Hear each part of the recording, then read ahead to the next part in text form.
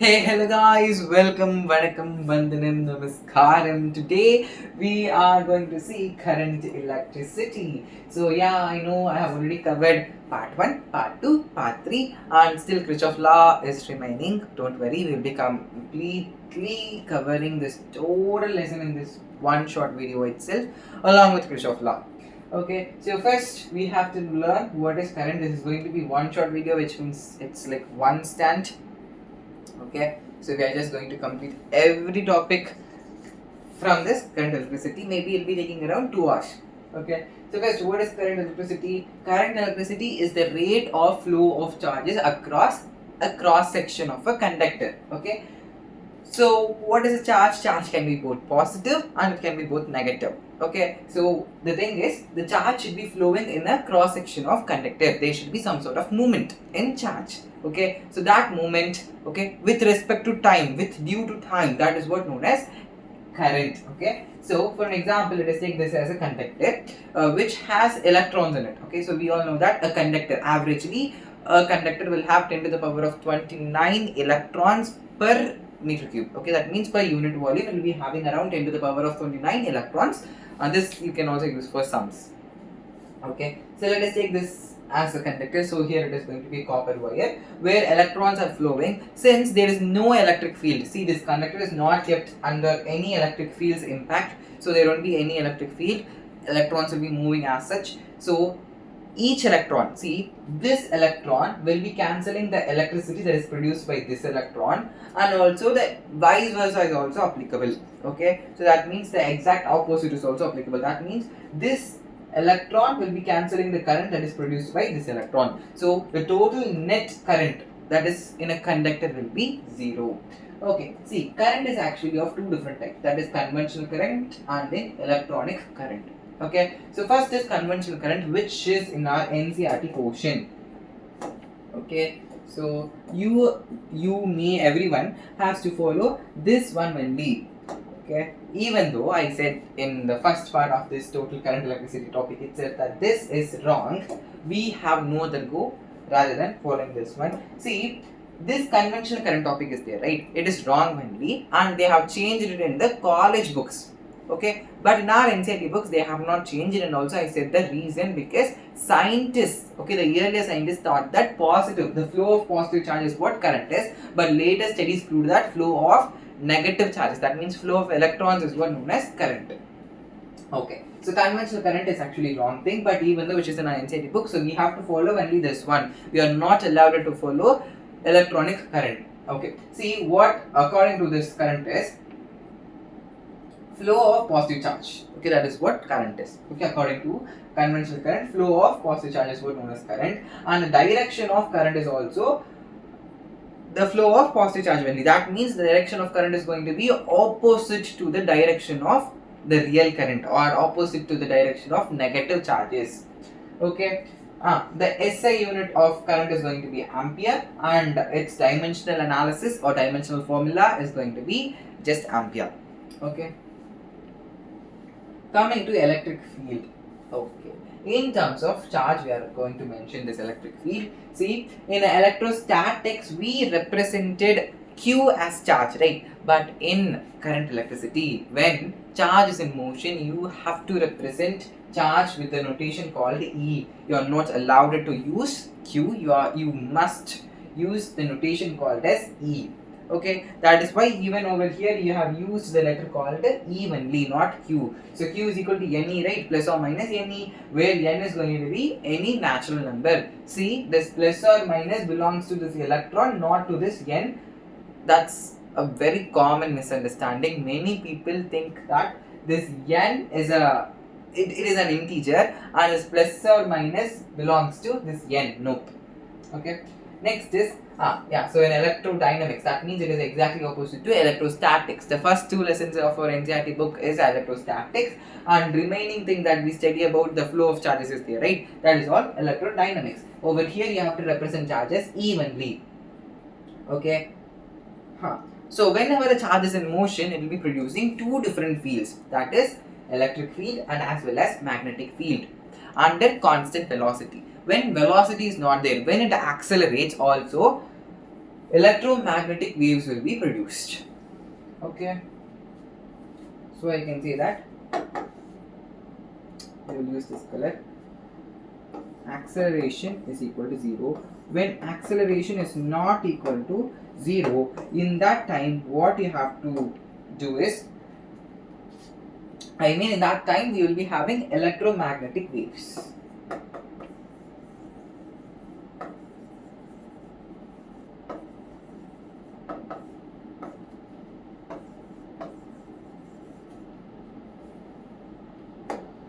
Okay. Next is biasing.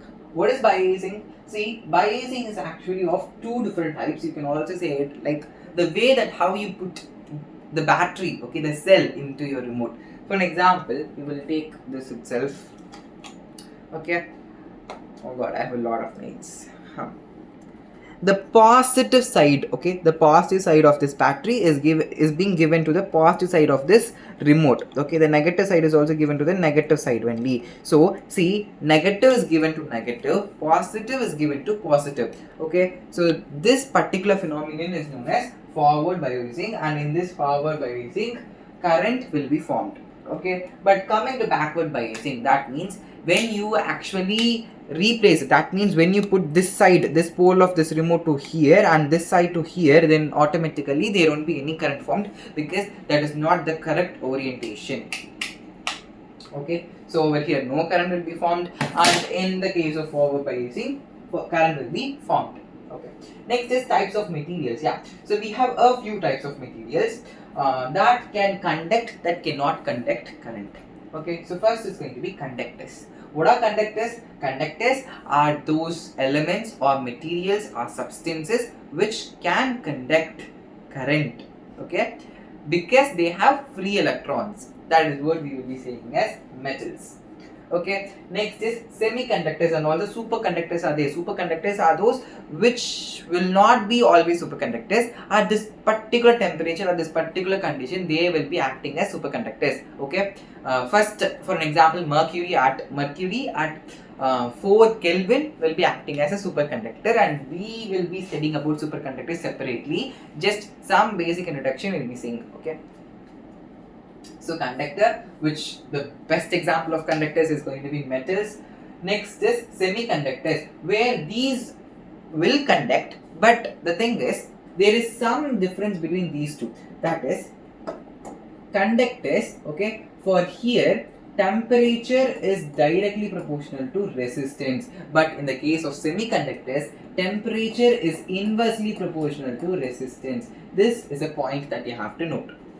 Okay, and this is the reason that we use semiconductors a lot than conductors in our day-to-day life. UPS, cell phones, laptops, literally everything that we use has semiconductors only, rather than conductors. Next is charge carriers in air. Okay, best examples are those atoms and molecules, ions. These all are the best examples that I can give. Okay, then also ions are one of the greatest thing that we can say. See, pure water will never cannot conduct electricity, but a water with ions can conduct electricity because ions are current carriers. Next is insulators.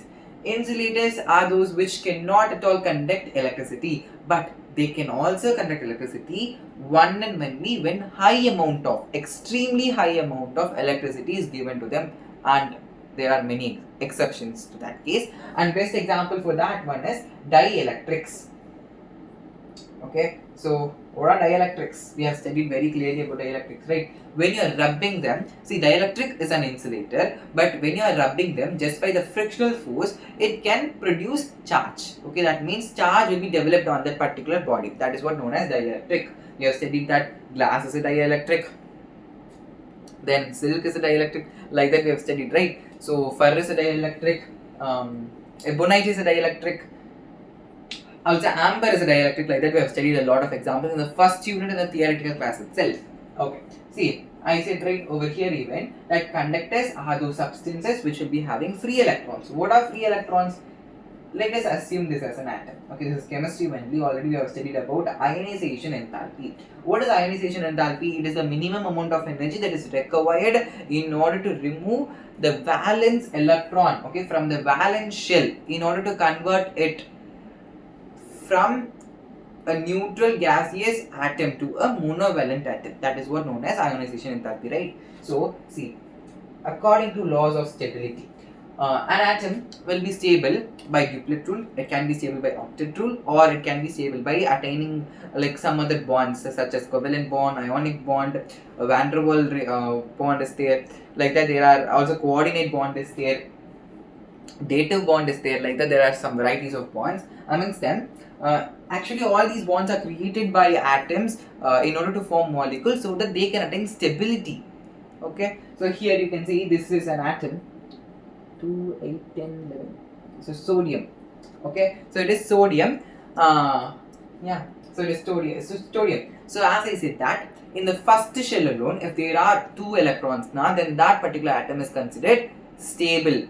But when the number of electrons is higher, that means more than 2 if it is now, then either that atom has to lose that 1 electron and it can get stability by just having 2 electrons, or else that atom has to gain still 7 more electrons to fill this second orbit, okay, which has the capacity to accompany about 8 electrons. Okay, so 2 to the 2 into n square, okay, 2 into n square, that is with the formula of number of electrons that can be accompanied in a shell. I don't know why in the whole world am I talking about chemistry, but okay, anyways, see, here is the electron, okay, here will be the electron, and there will be a bond from this electron to the nucleus, okay, and that bond will be repelled by a force, okay, that is called as, that effect, that phenomenon is called as shielding effect.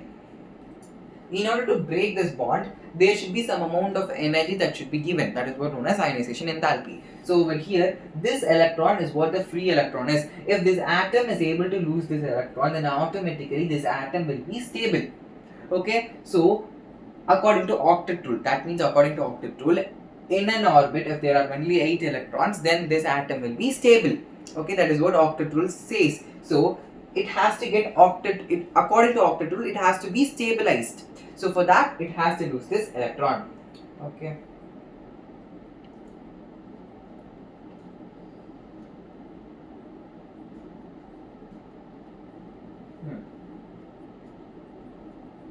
Okay. So about this, it is not that much required. Okay, this is actually band.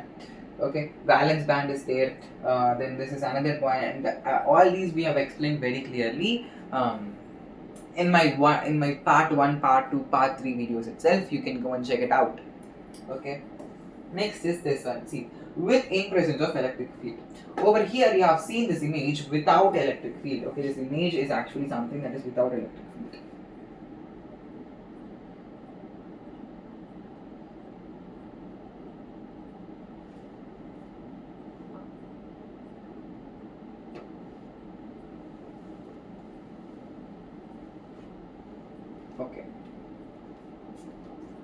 Okay, but in presence of electric field, what will be happening is all the electrons which are with different types of orientation. That means I said, right, each and every electron will be cancelling the electricity that is produced by that particular electron. Okay, that phenomenon will not be there here. Each and every electron will be aligned in a single line where electricity will be produced. Okay, over here.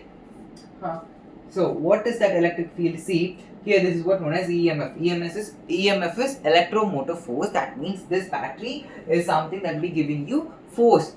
You in sense, it will be giving you, it will be giving the force to the wire, so that this wire will be developing that force, right? That force is the main cause or the main reason for the alignment of electrons in that particular order, and that alignment will be giving us electricity. Okay, and that force is equal to EQ. So in case of electrostatics, it is EQ. In case of electrodynamics, it is equal to EE. Capital E represents electric field, small e represents the charge of the electrons in movement.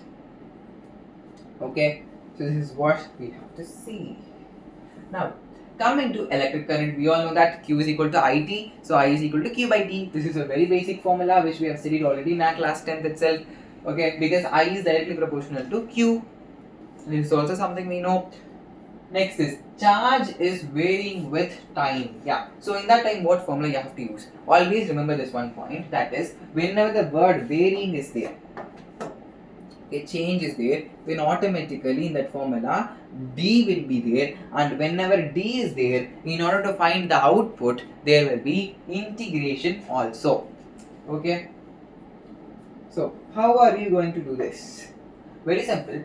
Charge is varying, okay, along with time. That means time is varying. We all know, right? With time will be always varying. There is no doubt in that. Charge is varying over here that they have given. So what is that? It is going to be I is equal to dq by dt because charge is varying and time is also varying.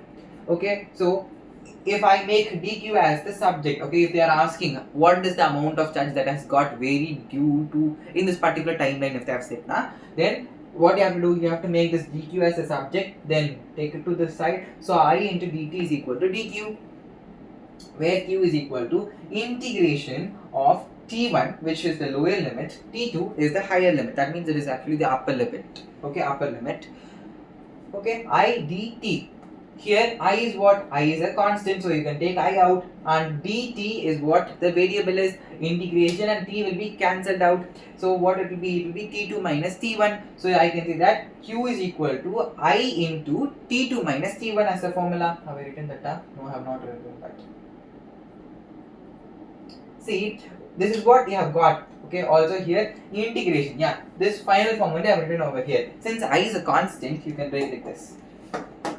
I is a constant, so what you can do, you can take I out, so integration of t1, here t2, here dt will be there, here just q will be there. Okay, so this and this can be cancelled out. Okay, when you're cancelling it, along with the cancellation also, what you have to do is you have to subtract the upper limit by the lower limit. Okay, so that means here you have to write I into t2 minus t1, okay, is equal to q.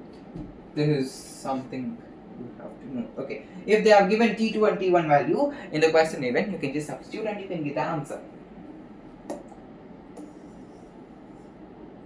Next is so here we are using limits concept. In the continuity and differentiability, I will be saying very clearly what is the limit is. Already I've said, I've put one video based on limits, but I don't know whether was it that clear or not, but don't worry, I'm going to again take all the concepts of continuity and differentiability, okay, because I'm not at all satisfied with the video that I've put. Okay, so we are going to see some basics of JE and some advanced level of NCERT also. Okay, so the instantaneous current, in that particular instant what will be happening, see, every formula is a function. Okay, for mathematics student it will be very easy to understand. Every formula is a function. Okay, so the given values are the domain, and the value that you are going to get from that function by giving the given values is what going to be the range. Yes, right. So you have the function, you have the domain, you have the range. That means it is what? It is function and relationship. Okay, it is relation, sorry. It is relation, and they're asking what is the particular amount of current that is passed in that particular second. Okay, what is the particular amount of charge that has passed in that particular time? Then in that time, what you have to use is, we cannot just find the particular amount, so you have to apply limits. Okay, so here you have to apply limits. Limit is the value that is being approached by the function. Okay, every function will be approaching some sort of value for this particular input that you are going to get. Okay, next is some note points that we have to see for current. See, current is actually a scalar quantity. That is something that we have to be very grateful for current. Okay, if in case current were a vector quantity, now then it would have been a headache. Really, it will be a pain in our body. Okay, I hope you can understand what I was coming to say. Okay, but since it is a scalar quantity, it is very easy for us. So even though current has direction, it has a unit direction, it has a particular magnitude, but current is considered as a scalar quantity only, not as a vector quantity, because current does not follow the vector law of addition. What is vector law of addition? A vector plus b vector is equal to root over a square plus b square plus 2ab cos theta. This is what known as vector addition. Okay, so see, from one wire is there, another wire is there, and it is going to give you another wire like this. You keep it as, okay. So from this wire about 3 ampere of current is coming, from this wire also 2 ampere of current is coming, okay. Here 5 ampere of current is going, and this we will be studying in Kirchhoff law as junction rule, okay, where this is what the amount of current that has entered, right? Okay, this is what the amount of, I'm actually just giving you some introduction to Kirchhoff law. We are not going to see now Kirchhoff law. At the end of the video only you are going to see. Just note this one point. Here this is what the amount of current that has got entered. Okay, this is also the amount of current that has got entered, and this is the current that is going out, okay, of this junction, okay, to this particular point. With respect to this particular point, we are talking amount of current that has entered, amount of current that has entered, and amount of current that has passed. Okay, so from this itself you can say the amount of current that has entered, the sum of amount of current that has entered is equal to the sum of amount of current that has passed out of that particular junction. Okay, so this is what we will be studying in Kirchhoff law. Now next is going to be, what is ampere? Ampere's definition is here, okay. Ampere is actually 1 coulomb of charge is flowing per second through any cross section of a conductor. Okay, you can take it from this 1 ampere is equal to 1 coulomb per second. Yes, right. So it is ampere is none other than 1 coulomb of charge. Okay, this is what 1 coulomb of charge, okay, that is flowing per second through any cross section of the conductor. From this you can get this. Okay. Next is based on number of electrons. If they are asking how many number of electrons has passed, if they are asking, and if they have given you the current that is produced by the number of electrons in this particular amount of time, okay, if they have given that, then you can use this formula. Okay, that's what the derivation is. Next is coming to electronic current, which I have already said over there even about conventional current. Just the opposite is electronic current, which is this is the correct thing, but we are not supposed to study this. You are not supposed to apply this because it is not given in our NCERT. Okay, the same direction as the direction of electrons. The direction of negative charges is what the direction of electronic current is. And one note point is there that always conventional current and electronic current will be in opposite direction. Next is electromotive force. What is this electromotive force? It is the EMF. Okay, the amount of work done used to move an electron from one end of the conductor to another end of the conductor. So see, electromotive force, I have already explained about this electromotive force. The one point that I have to say is that this is applicable only to the ends of the conductor, to the terminals of the conductor. Then where you will be using potential difference. Potential difference is across 2 points, okay, point A and point B. But electromotive force is only for the terminals, not for point A and point B. This is that note point. Okay, so drift velocity. What is drift velocity? The velocity with which force electron gets drifted towards the positive terminal when E is applied. See, this is the amount of velocity in which the electrons are being drifted towards the positive terminal when E, okay, E means what? Electric field is being applied to the conductor. Okay, so you can say that it is just the velocity, okay, that the electrons move towards the positive terminal. Positive terminal is the desired location by the electrons. So this is what you have to get, where acceleration is equal to velocity by time. This we know, right? Don't worry, we have also NCERT derivation. That is what I have written over there. This is some basic derivation. Since if you are writing objectives now, you can remember like this, or if you are writing NCERT now, we will go like this also. Okay, so acceleration is equal to velocity by time. Here time is going to be relaxation time. It is going to be the average time. Okay, it is represented by the Greek terminology known as tau. Okay, it is not Greek terminology, it is Greek alphabet. Okay, so acceleration into tau is equal to drift velocity. This is the formula that we are going to get by this derivation. Force is equal to mass into acceleration. This we know, right? Okay, so what is this force? Force is equal to mass into acceleration. And what is this in terms of electric field? What is force? Force is equal to EE. Yes, right? Electrodynamics we are discussing. So you have to write EE when NEET. So acceleration is equal to force by mass. When you put this mass to the denominator, and force is equal to EE. Okay, why do we have here minus sign? Okay, why do we have here minus sign? That's a common question. Well, see that minus sign indicates the charge of the electron. Since charge of the electron is negative, so you have to put there negative sign. Next is in terms of modulus. Okay, we are just going to take its magnitude. We are not going to take its sign at all. Okay, so A is equal to EE by M. Okay, one important formula. If they ask you the acceleration, you have to use this formula. Next is V is equal to U plus AT. V2 is equal to, see, there will be n number of electrons, not 1 or 2 electrons. As I said that per meter cube itself, there are 10 to the power of 29 electrons. Okay, so per each electron, if you just check it out, V1 will be having this one equation, V2 will have its own equation, V3 will, that means electron 3 will have its own equation, like that n number of electrons will have n number of equations. So when you add them all, okay, when you take the average of that, so V average is what known as Vd, which is the drift velocity, which is also equal to V1 plus V2 x on Vn whole divided by n. Okay, now what you are going to do is you are going to substitute the value of V that is over here. Okay, loss of motion. So Vd is equal to U plus 81, okay, U1, okay, plus U2 plus 82 x on Un plus 80n. Over here, you can take these two as common. U1 plus U2 x on Un whole divided by n, plus you can take all the U whole divided by n, you can just segregate them, and 81 plus 82 x on 80n whole divided by n. You can segregate like that. Okay, these two terms, and according to what is that?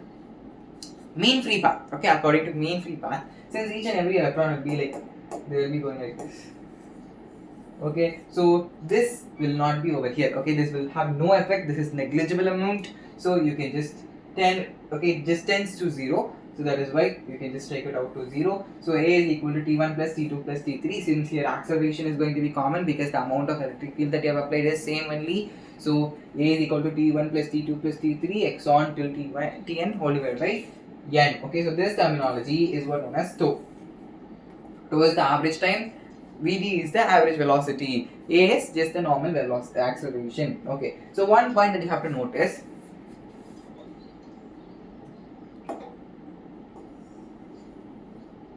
Here, drift velocity is equal to acceleration in time, and I have said that acceleration is equal to EE by m into tau. Okay, so acceleration is equal to just EE by m only. Okay, here acceleration is a constant, tau is also a constant.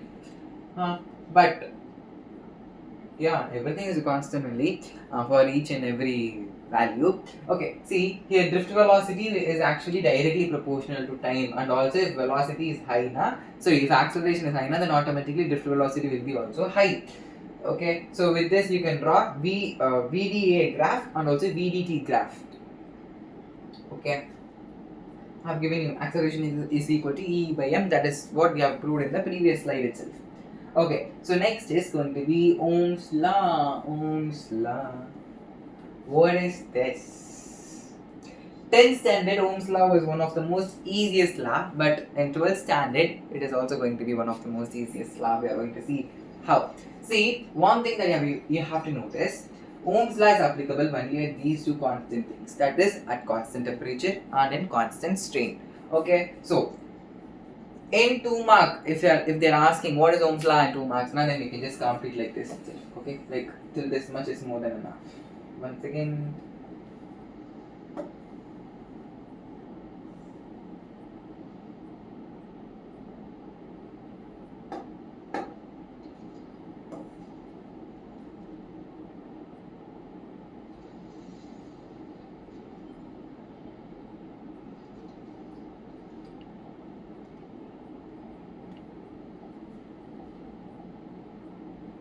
okay, so see, Ohm's law is the current that is flowing through the conductor is directly proportional to the potential difference.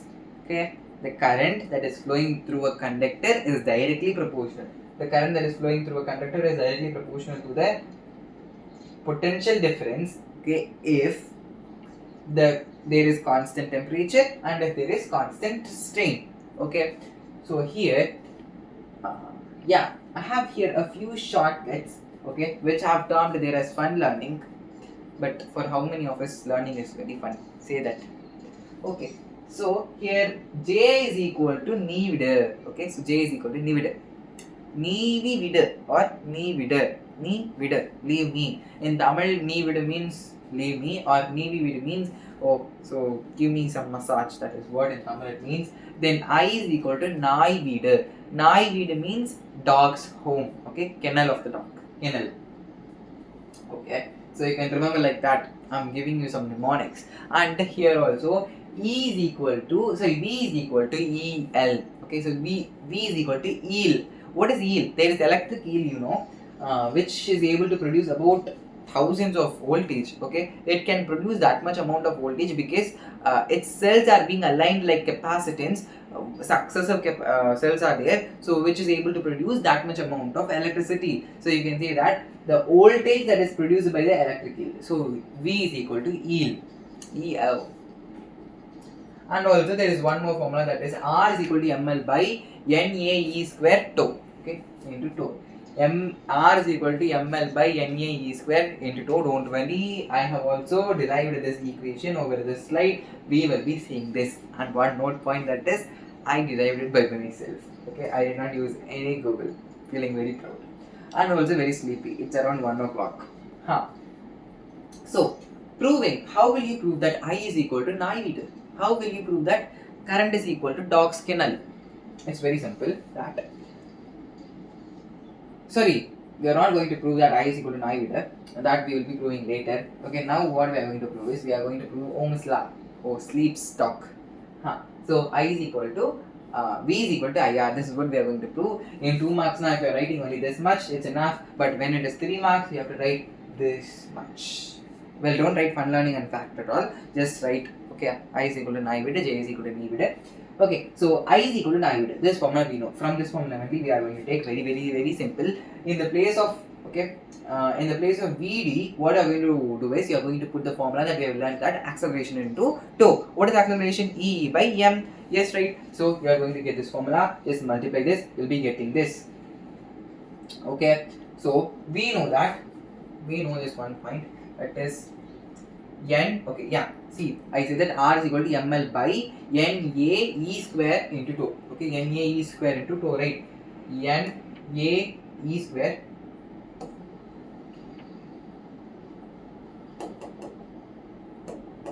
Okay. NAE square into tau whole divided by m. Okay, well, over there, what is the resistance formula? ml by NAE square into tau is what resistance formula. Okay, but here it is reciprocal, which means here it is, that is resistance. Here it is conductance. Okay, that means it is going to be conductance. Just do the reciprocal, it is conductance. Resistivity is reciprocal, is conductivity. Okay, so NAE square tau by ml is going to be conductance, or you can also write it as 1 by R. Okay, so 1 by R. So I is equal to V by R. You can also write it as V is equal to IR. Okay, so how R is equal to ml by NAE square into tau? How do we get this formula? Very simple. VD is equal to E by m into tau, right? Okay, so this formula we already know. And I is equal to nai vidder. This formula also we know. What you have to do is, first just multiply it like this itself. Okay, so you will be getting this one only. You will not get L actually. Then how did we get here L on L? NAE square tau. Over here E is there, right? In place of E also we have substituted V by L. Okay, V by L. Here no, this is not velocity, here it is voltage. Okay, but if in case you have not substituted the value of E, okay, you have not substituted that voltage is equal to EL. Okay, E is the electric field and L is the length. Okay, so I don't know why am I saying these many okays. So I is equal to NAE square E into tau by m. This is what you will be getting. So we have one formula, that is V is equal to IR. You have got what? You have got V. Okay, you keep V as V itself. Take R, okay, and put this as I. Okay, I formula you have got. V also you have got, R also you have got, right? So R is equal to V by I. So put this overall formula in place of I. Then R is equal to V by, what is the difference? Here now only you have to substitute the value of E L. Here also you can substitute, here also you can substitute. But the thing is, when you are substituting over here, okay, no matter what, both will be giving the same meaning only. Okay, so here we have substituted it, voltage, here voltage will be cancelled out. Then after that, what will be there? You'll be getting R is equal to Lm whole divided by NE square into tau. Okay, it's very simple. Really, it's very simple. All you have to do is you have to relate it, this total equation, okay, this total formula with V is equal to IR. Then you'll be getting this one. Actually, it's like the reverse process, right?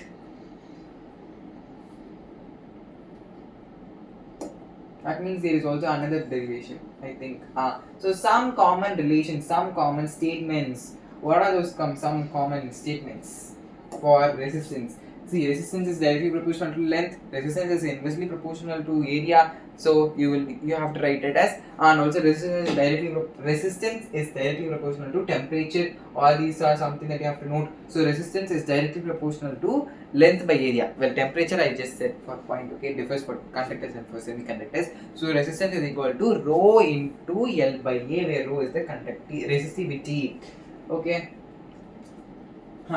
These are a few application formulas that you have to use whenever there are there are questions that they have asked in the form of applications. Okay, so we have come to 9th slide. In this speed we are going now, I think we can very easily complete it.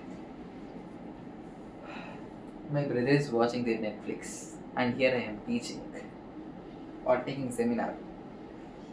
Okay, so wire gets stretched. What will you do when a wire gets stretched? So R is equal to rho L by A. This is something that we already know, right? Okay. So when a wire gets stretched in terms of length, okay, wire can be stretched in terms of length and in terms of area.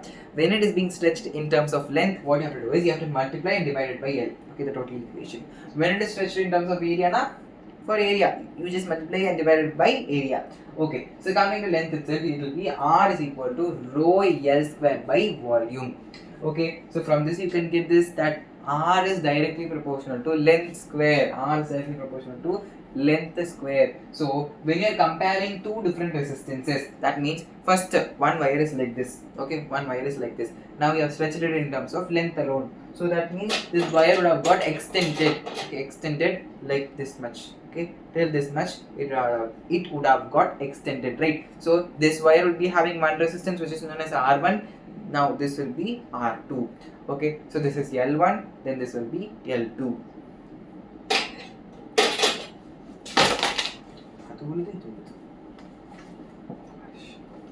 Okay, so you can get that from that, even you can very easily get the derivation as R1 by R2 is equal to L square 1 by L square 2. Okay. Now, after this, what you are going to do is in terms of area. What is that? Just by looking, even you can very easily say, so R1 by R2 is equal to A1, okay, A to the whole square by A1 the whole square. Okay. Now, conductance. What is conductance?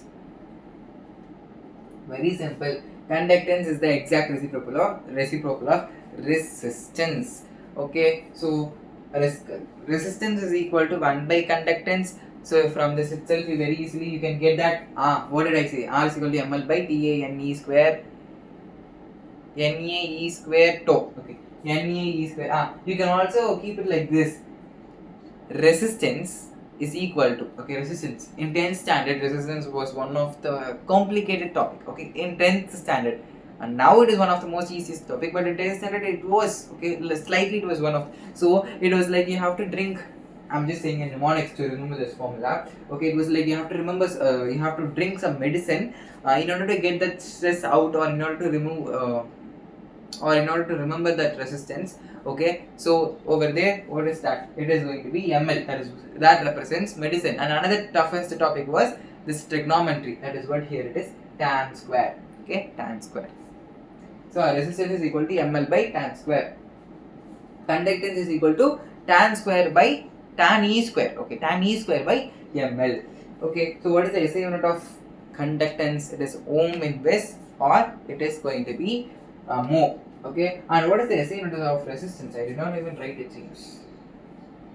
I did not even write about resistance, huh? Oh my gosh.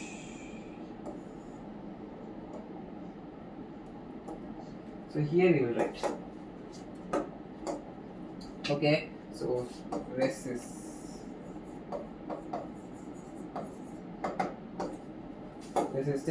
where we can see that R is equal to V by I. Okay, coming to its SI unit, we can see the SI unit is equal to ohms. Is equal to ohm. That's this much is enough. Actually, it is the opposition force that is given by a particular material in order to pass that electricity. Okay, it is kind of similar to permeability and permittivity, but not the same, but similar.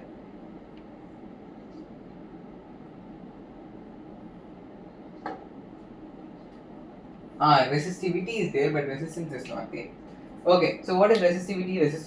The resistance of a conductor across a unit area of a unit length is what called as, of a cross section of a conductor is what known as resistivity. Dimensional analysis formula is going to be m1 L cube T to the power of minus 3 into A to the power of 2. Okay, minus 2. It is actually independent of dimensions. Resistivity is completely independent of dimensions.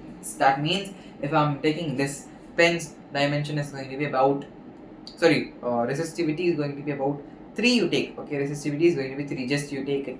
Okay, then that means if I am just extended this pen like this, okay, this much, then also it is going to be 3 1D, it will never change. Then yeah, one note point is there, that is insulators.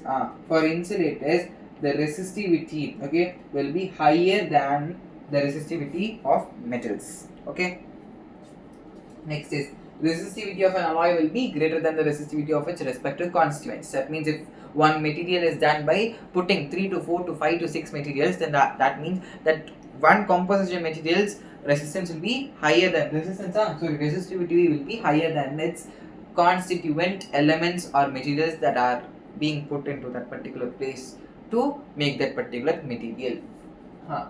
Bulb's filament is made by tungsten. Tungsten is one of the most wonder metal, we can say. Well, wonder metal is different, but tungsten is also one of the most important and a very great metal because it has highest melting point. Okay, it has highest melting point. Okay, next is fuse wire. Fuse wire is a wire which has high resistivity but low melting point. Okay, then only it will be very easily fusible. That means it very easily melt. Next is tin. What is tin? Okay, see, actually this fuse wire is made up of 63% of tin and the remaining percentage with lead. Okay, 37%. Conductivity is the exact opposite of resistivity. For insulators, okay, for here,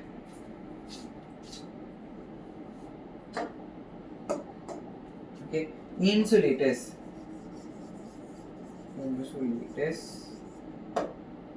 okay, the resistivity is going to be infinite.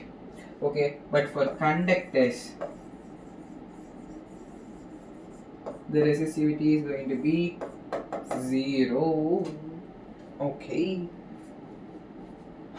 So we have completed one part. Still, some parts are there. Current part 1 has got completed. Current electricity part 2. Where is part 3? 2. Okay, so here is 9 slides, and in part 3, 4 to 5 slides are there. So that means still 14 to 15 slides are there, and along with that, Kirchhoff law. Okay, Kirchhoff law will end this video.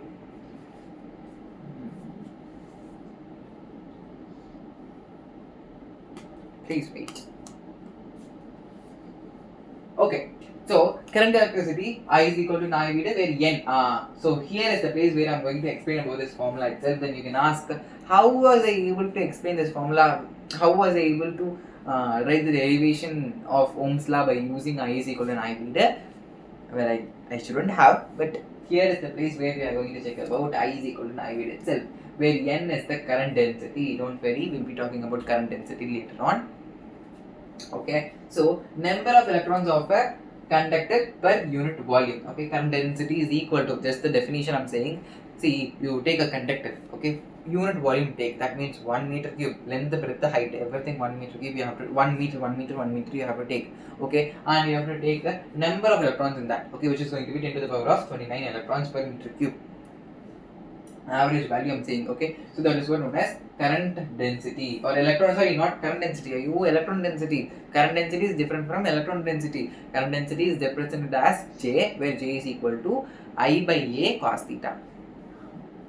Okay, so current density, which is N is there, right, it is equal to number of electrons per unit volume. Okay, ma'am, so number of electrons is capital N by V, which is what the volume is. Okay, so volume is going to be area into length. Yes, right. So number of electrons is equal to volume, which is area into length, into current density. Sorry, electron density. Okay, electron density. So from this we know that I is equal to Q by T, where Q is equal to Ne by T. Okay, here what we did, what is N? Okay, normally we have to write small n only, but since here we have taken capital N as number of electrons, so here you have to write capital N as the number of electrons. Okay, so know this point. I is equal to, from this we can very easily say that N, okay, N, I is equal to Ne by T. Yeah, so N is what, this formula we have, N is equal to NaL. Okay, N is equal to what, NaL. So NaL into E, this is what the formula is. Okay, till now. Now we know one thing, that is Vd, that means drift velocity is equal to length by time, which is equal to acceleration into tau. Okay, drift velocity is equal to length by time, which is also equal to acceleration into tau. This is something that you have to note, because velocity is what, length by time, na? That is what I have taken over here. Okay, so current, okay, is equal to V by L is there, na? L by T is there, right? Which is equal to, you have to write as A into tau. So you can write it as A into tau, which is equal to Vd. Okay, this is equal to A into tau, which is equal to Vd, so which is equal to 9 meter. Okay, so I is equal to NaEVd, and here you can say that I is directly proportional to Vd, because NaE is constant. N is what, electron density, A is what, area, E is what, current, electrons charge, or the charge of the charge. Okay, and then here Vd is what, the drift velocity is. J is equal to knee width. J is what it is, current density. What is current density? How beautiful diagram is it? Current density, it is actually defined as a vector. Okay, it is a vector quantity where the amount of current that is passing through a particular unit volume is what known as current density. Sorry, unit area. Okay, per unit area is what known as current density. Okay, so the direction of the current density is equal to direction of the current. Okay, this you have to know. Direction of current is equal to direction of the current density. Okay, so this is what the conductor is. This is how, okay, the current is passing. Okay, this is how the current is passing. So the current density direction is also going to be like this. Okay, and over here I've taken this as the area. This is what the cross section of the area, which is in a slanting position, you can see. Okay, and for this slanting area, I'm going to take a vector. Okay, an area vector. So which is going to be exactly perpendicular to this area. So automatically this is going to cause some sort of theta, okay, some sort of angle with the current direction or with the current density. Okay, so from this itself we can very easily say that what is normally with this derivation, even with this sentence even, we can very easily say that J is equal to I by area. Yes, now density itself means what? It means a quantity by the respective length, or by the respective area, or by the respective volume. Okay, so when you are actually resoluting this dA, okay, when you are resoluting this dA, okay, which is the vector quantity, na? Where is that representation? This is a vector quantity. This is also a vector quantity. So it will be dA cos theta and it will be dA sin theta. Since dA cos theta and J are in the same direction, they are parallel to each other. So what you have to do? You have to take dA cos theta only. So J is equal to I by dA cos theta. So units are ampere per meter square. Ampere per meter square is what the unit is. Dimensional analysis of formula is going to be ampere to the power of 1 and length to the power of minus 2. Okay. Next is the relationship between J sigma E. I know this lesson is having a lot of a lot of derivations. Do you know why I speak like a grandfather now? Because I'm feeling sleepy. I'm grumpy. Oh what? These many things are there to be discussed. Okay. See, I is equal to naive. What is this I? We have already seen. J is equal to naive. This derivation is there in front. Okay, J is equal to naive. How? Just divide this total equation by area. You will get it. Okay.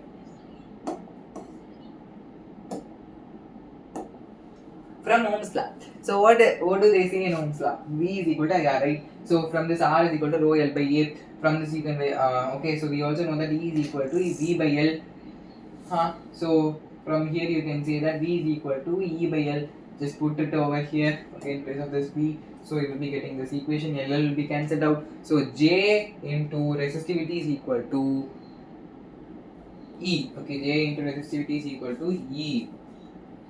So J is equal to E by resistivity. So you can say that J is equal to sigma by into E. Okay, so J is equal to sigma into E. J is equal to sigma into E. So where sigma is the representation or is the representator of conductivity. Next is sigma is equal to ne square 2 by m. Yeah, this is a formula. This is what now we are going to not to derive. Okay, so we have to know this. Sigma is equal to ne square 2 by m.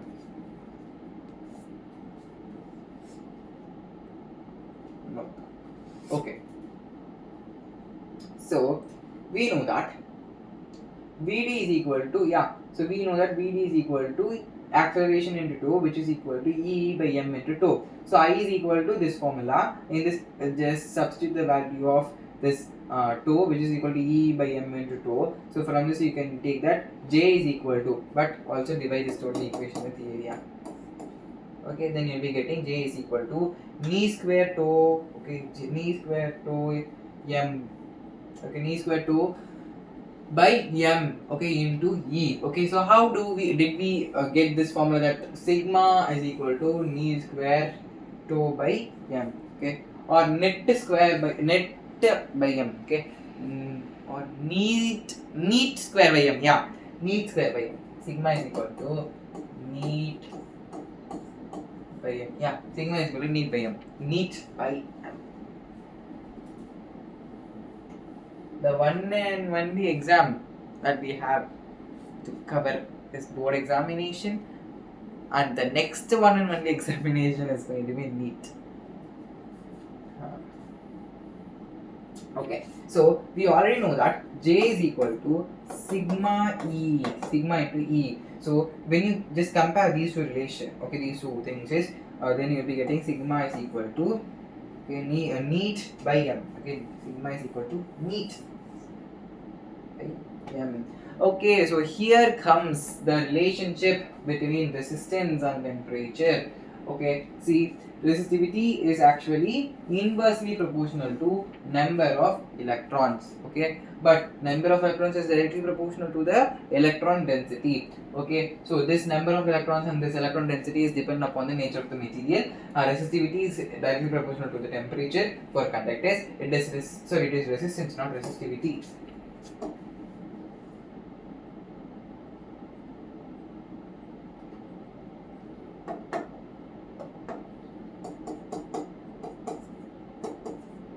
Okay.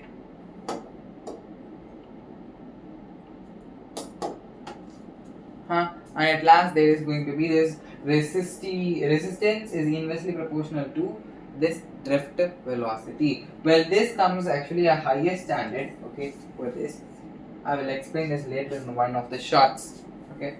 Next is mobility. What is this mobility? It means the movement. See, mobility is represented by, okay, which is equal to drift velocity, the ratio of drift velocity and then the electric field. Okay, so which is equal to, what is drift velocity? E by m into 2, okay, whole divided by E, which is just E. So cancel E, you'll be getting Et by m. Okay, Et by m. Okay, Et by m, NEET square. Sorry, yeah, just NEET by m. Sigma is equal to NEET by m. J is equal to sigma E. Then we also have mu is equal to Et by m. Now, resistivity and temperature.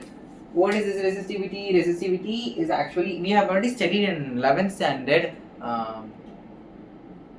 solids, mechanical properties, I think, of solids. Mechanical properties of solids is the lesson name, I think.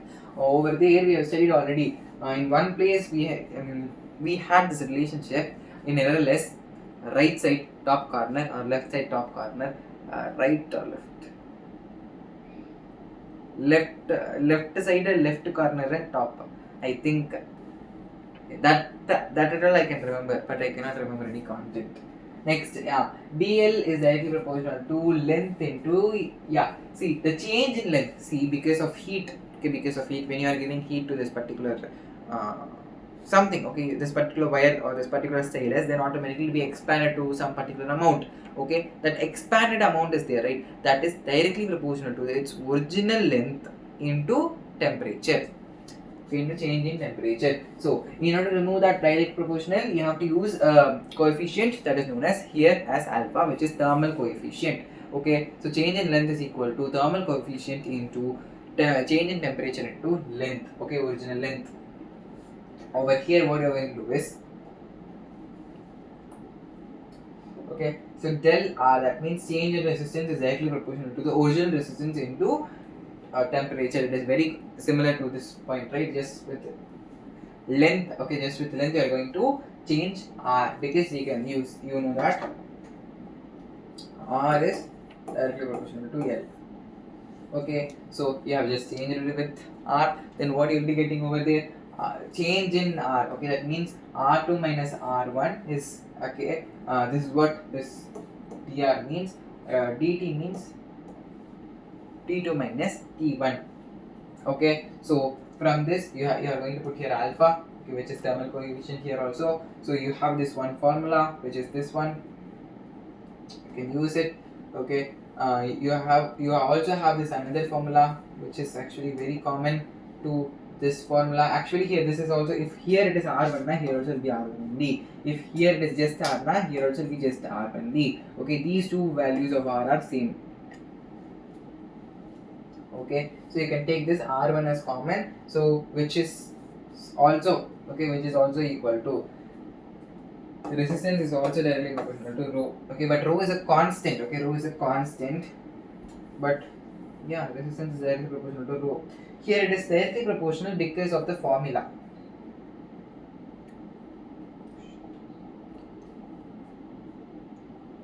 Okay, so this formula is very, very, very similar. Okay, next is note point that alpha, yeah, this thermal coefficient is positive for metals and it is negative for semiconductors. Okay, so next note point is going to be, I said this point, I said also this point. Okay, just instead of R1 there is R0. R0 means at 0 degrees Celsius what is the value of resistance, that is what the difference is. Okay, the ratio of this one is, okay, over here is what the ratio, that means you have to just divide this total equation, then R0 will be cancelled out, then you'll be getting this as its value. Okay, then at last, if you want to get the value of alpha, what you have to do, just take alpha as a subject, then at last you'll be getting alpha is equal to R2 minus R1 whole divided by R1 into T2 minus R2 into T1. Okay, this is what you'll be getting as alpha. Next note point is, this is not required, we can skip this.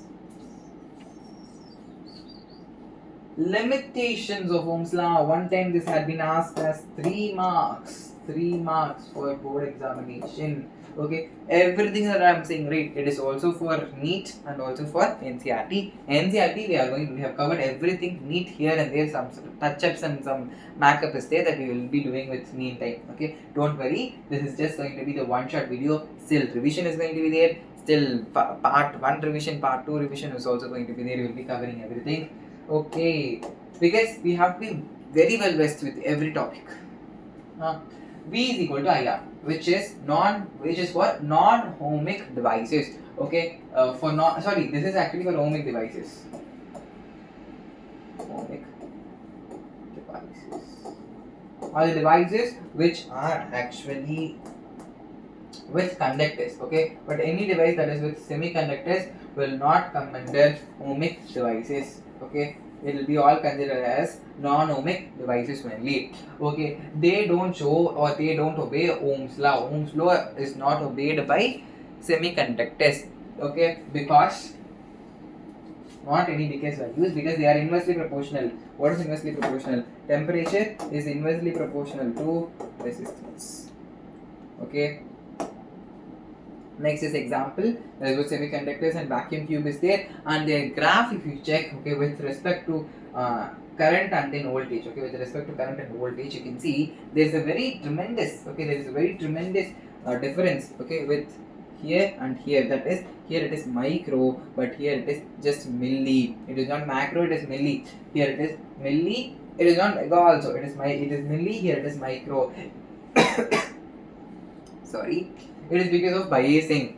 Okay, this also in one shot I am going to explain. Okay, we are just going to cover NCERT topics. Okay, next is the difference between non-ohmic devices and ohmic devices. This is also something that you have to see. Limitations are not yet completed. Still, there are totally 3 different limitations that we have to see. Don't worry, we will be seeing. There is GAAS, that is gallium acetate. Is there still one more example is also there.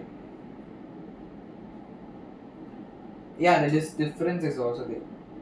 Okay, so yes, the difference is that here T is constant, here at this actually is ohmic devices is there, right? What did I say? At constant strain and at constant temperature only, this is actually applicable. This Ohm's law is there, right? So here this is actually constant one. This law is applicable only at constant temperature, but here it is not like that. Here there is no such rule. Here this is what their graph is, but here it is like this. Just look at the graph itself.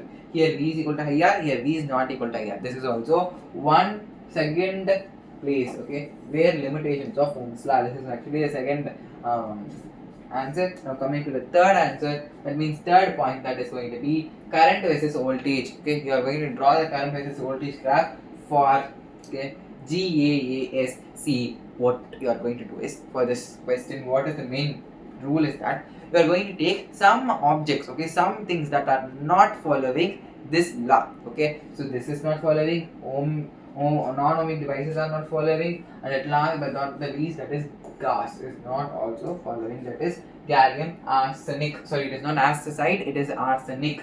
Okay, so see, this graph is very similar to the elasticity graph. Elasticity is the name of the lesson.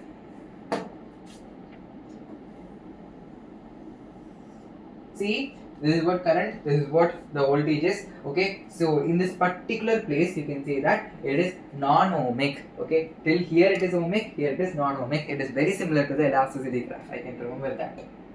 Okay, elastic region, non-elastic region, and at last breaking region. Okay, so yeah, this is actually non-ohmic. Next is combination of resistors. Very simple. Series. What is common? Current is common. Okay, so current is common in series, but voltage is not common. So what you have to do is, which is not common, that you have to add, and over there use this formula, which is for series, R effective is equal to R1 plus R2 plus X on till Rn.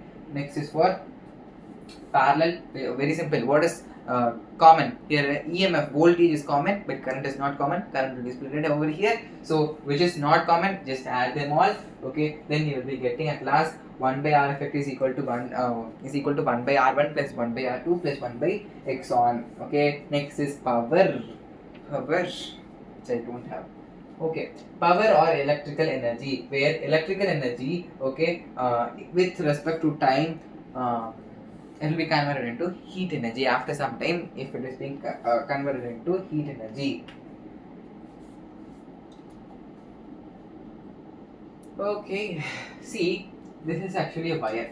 Okay, there is charge Q that you have to move. Okay, that you have to move. This is what the charge Q is. For that, you have to do some sort of work done, right? That work done is equal to voltage into Q. Okay, so that work done is equal to voltage into Q. This is what we have studied in the second lesson. Okay, voltage and capacitance. Next is Q is equal to IT, this we know. So from this itself very easily you can say that in place of Q substitute this, you can say that work done is equal to VIT, like VIP. Okay, so work done by time is equal to power, so power is equal to VI. Power is equal to VI. Other formulas, first power is equal to VI, right? Power is equal to I square R is there. Power is equal to V by R the whole square. Here this is there, so power is equal to V square by R is also there.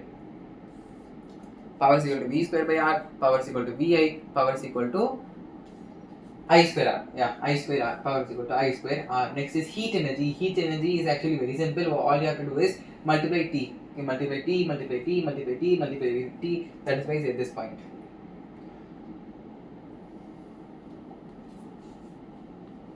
So VIT will be VIT, which is actually just same as work done. Okay, VIT, which is also equal to I square RT. Okay, this formula multiply it with T, and also this formula multiply it with T. So electric or power is okay. Power is equal to heat if power is being multiplied into heat. PT is equal to heat.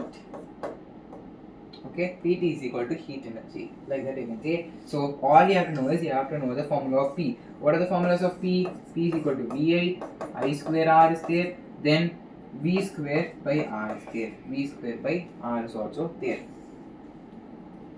At last but not the least, which is 1 kilowatt hour. What is this 1 kilowatt hour? It is 10 to the power of 3 into 10 square into 36.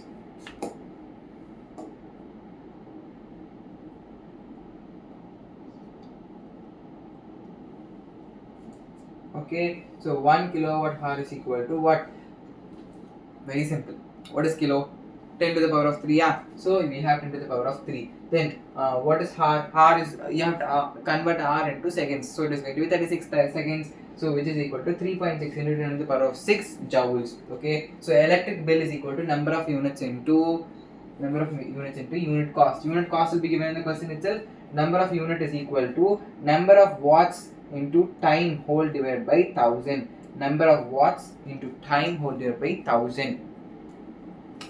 Okay, so number of watts into time whole divided by 1000 whole divided by 1000. I'm remembering it. Okay, I have to by heart it. Okay, so unit cost. So electricity bill is number of units into unit cost, where number of units is equal to number of watts into time whole divided by 1000. Okay.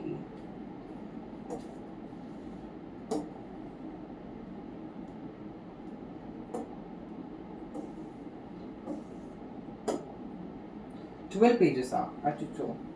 I thought only 4 to 5 pages would be there. Like that, what are nasty equation? This is electrochemical.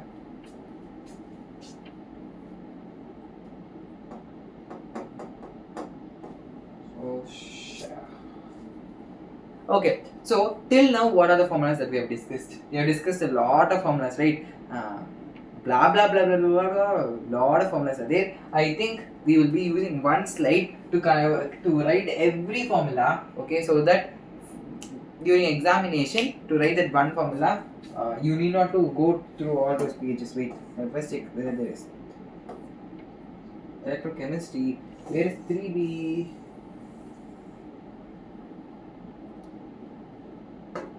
Electric current is there. Yeah, 8 pages is there. Okay, so completely cells. Okay, so complete guidelines about cells is there. Also, along with this, we will be completing. Okay, so what is a cell? See, it is a device which is used to maintain a constant potential difference across two terminals of a conductor. Okay, either, okay, see, the cell is actually of two different types. Okay, electrolytic cell and then Daniel cell or Daniel cell. Okay, galvanic cell or Daniel cell. See, actually the cell is used to maintain a constant potential difference across the conductor. Okay, a cell will be having electrolytic solution, will be having anode, will be having cathode, will be having a wire, will be having an internal resistance and as well as the external resistance. Okay, this cell can maintain a constant mechanical or chemical this constant potential difference by using either chemical reaction or by using mechanical reaction. Okay, see, potential difference between P and N, that means positive and then negative, the positive side and then the negative side. Okay, see, in physics, anode na positive, cathode na negative. In where? In electrolytic cell. Okay, but in general, what is cathode? Cathode is positive, anode is negative. But in electrolytic cell, anode is positive, cathode is negative. Okay, so positive side potential difference will be positive. Negative side potential difference or the potential will be negative. Okay, so the potential difference between positive and negative is very simple. This is what positive. Okay, the representation itself will be positive for positive. Here positive sign will be there, here negative sign will be the representation itself. Okay, so here see, positive minus negative. Okay, we are just here we are doing difference. Okay, so you have to difference them. Here it will automatically add. So at last, which will be greater than 0. Always will be greater than 0 only. This can be asked as 1 mark question. Next is internal. Okay, internal resistance. See, the cell topic can be quite confusing. Okay, and also you have to remember a lot. Okay, see, internal resistance is actually, see, during the process of the current there is a resistance that is offered by the electrolytic solution of the cell.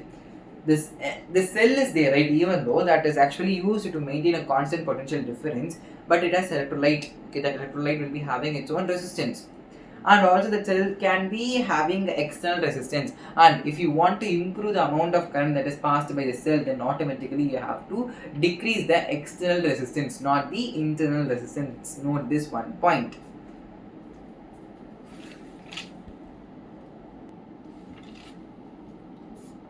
I did not even take rest. I thought of taking, but if I start to take rest now, then it will be 8 o'clock morning. Okay, so next is types of cells. We have some different types of cells here. You see, open circuit is there, closed circuit is there, discharging of cell is also there. Okay, is there any other thing to prove is what there? So first, what is this open circuit? Terminals of this open circuit cell will be left open, or else terminals of this open circuit will be connected to, okay, or connected to infinite resistance. That means what? It will be connected to an insulator.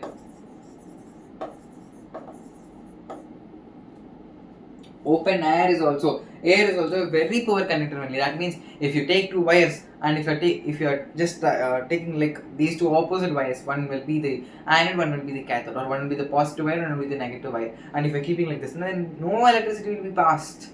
Okay, when you are giving them contact only, electricity will be passed. Okay, so R is infinite. Here I will be 0 only. Here current will be 0 because R is infinite, and here this total voltage will be epsilon. Okay.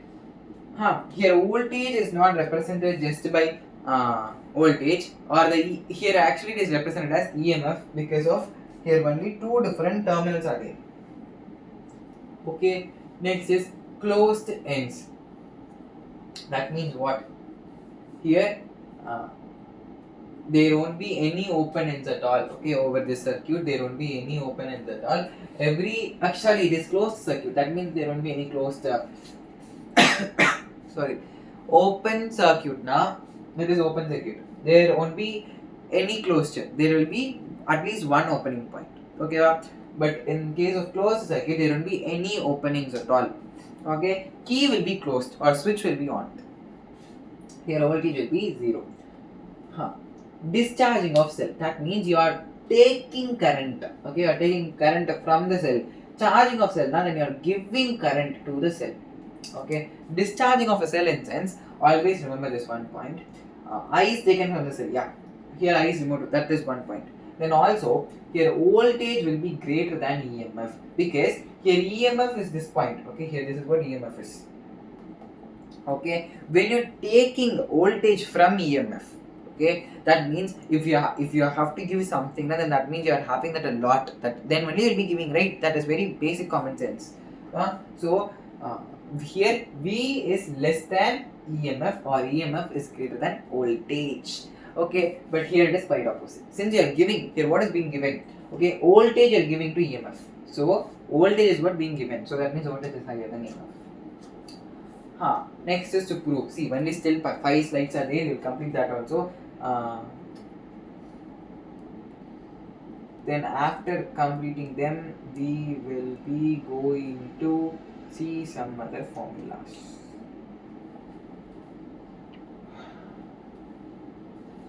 What is this? To prove, we know that R, okay, internal resistance is equal to EMF, okay, into R. Okay, see, actually you have to prove this formula only.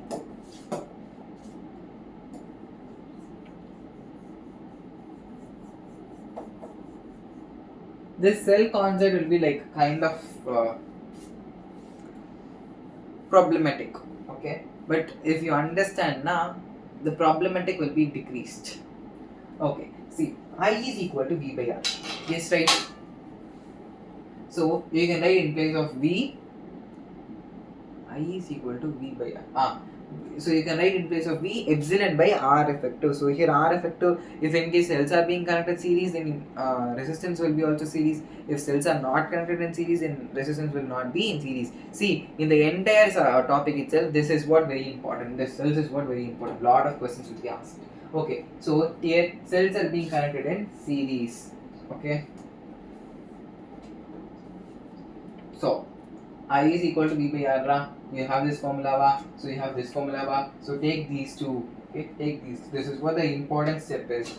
Overall, okay, in overall derivation itself, this step is what very important. You have to take this equation and then this equation.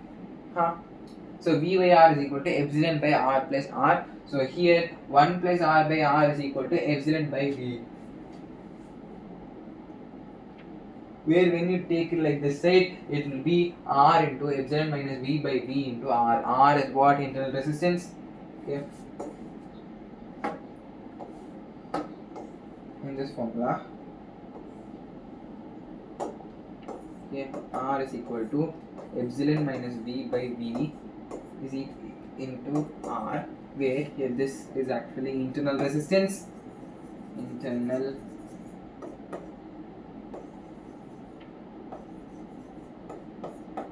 resistance. Okay, R is the external resistance. External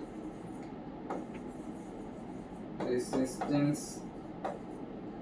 Okay, V is the voltage and E is the EMF. Okay, just this only one. What V by R is equal to epsilon by epsilon plus epsilon by R plus R. This one point alone you have to remember. Okay, so V is equal to, this how will you prove? From this formula only you are going to prove, that is I is equal to epsilon by R plus R. From this just transpose it, then you will be getting this one formula, this one mighty formula. Okay, so now combination of cells, in series it is different, in parallel it is different, and also there is this two cells, in case of two cells also it is different. all formulas at last is here.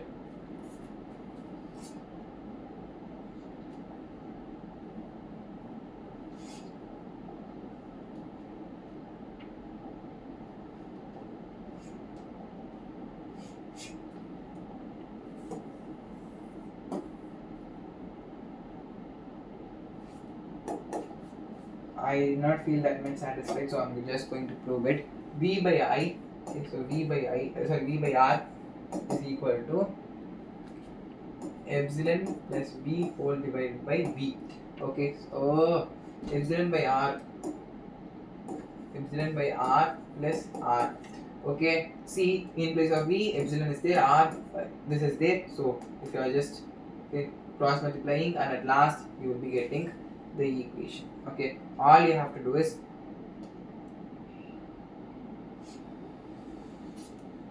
V R by R, epsilon is there. Just cross multiply this and this. So epsilon by V is there, and also R plus R by R is there. So R by R plus 1 epsilon by V is also there. How is that? V by R is equal to epsilon by R plus R. Okay, so here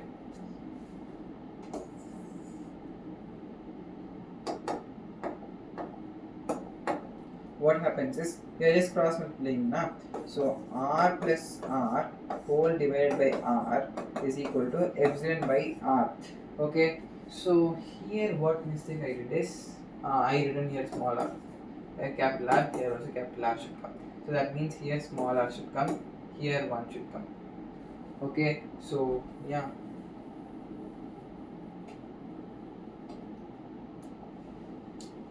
Next is combination of cells. See how many cells are there which are being arranged in series. Many n number of cells is there, right? And also this is for the external resistance that we have given. Okay, so the total EMF for this is going to be just the sum of all the EMF. Okay, because voltage is equal to, in series connection, V effective is equal to V1 plus V2 x on Vn. So total EMF is equal to N EMF. Next is total resistance is equal to what is in series? It is going to be R effective R1 plus R2 x on Rn. Okay, next is cases. See, there are totally 3 different cases. First is this is general case. Okay, this is general case where I is equal to N epsilon by R plus NR. How did we get this? Very simple. Now I will derive that formula itself. V by R is there, right? Which is equal to epsilon by R plus R is there. Reciprocal then. So R plus R by R is equal to epsilon by V. So 1 plus R by R is equal to epsilon by V.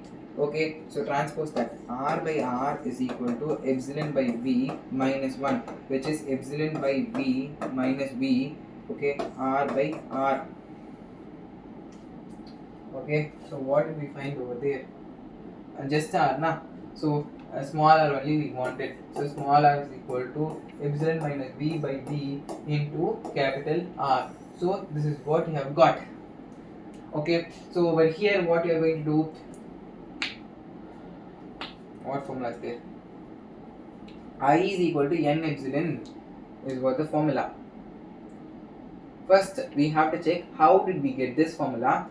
It is also very simple only. Instead of doing like this, put over here. Okay, V by R is equal to what? I. Okay, so I is equal to epsilon by R plus R. Okay, this is one formula. Just in place of V by R, we are going to substitute I. So I is equal to epsilon by R plus R. And series connection here, N epsilon will be there. Okay, in place of epsilon will be N epsilon, and also in place of this R will be plus N R will be there. Okay, in case of series. Next, okay, what does it say? Yeah, if in case N R is very greater than R, okay, then what you have to do? You have to eliminate this r itself. Okay, if in case, okay, if in case r is very greater than nr, so in that case what you have to do is you have to eliminate this nr. See, eliminated nr, eliminated nr, and you got in this case, and over here you have eliminated what? You have eliminated r, and then you have got this formula. Okay, but the thing is n will be cancelled over here. Yeah, over here, this, when you are eliminating this one, okay, you have to be very careful. In that time, n epsilon by nr will be, so nn will be cancelled, so epsilon by r it will be. Okay. So at last, in normal case, this is what a normal case is. These two formulas are very important. What are those? This formula and then this formula are very important.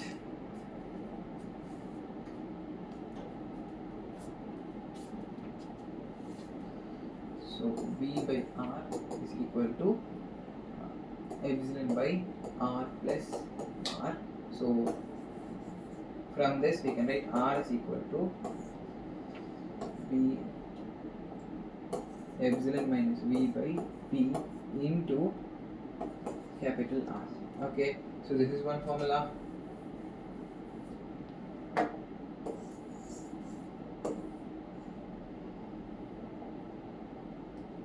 Then V by R, in place of V by R we are going to write I. V by R is equal to epsilon by R plus n epsilon by nr. Okay, so these are those two things you have to remember.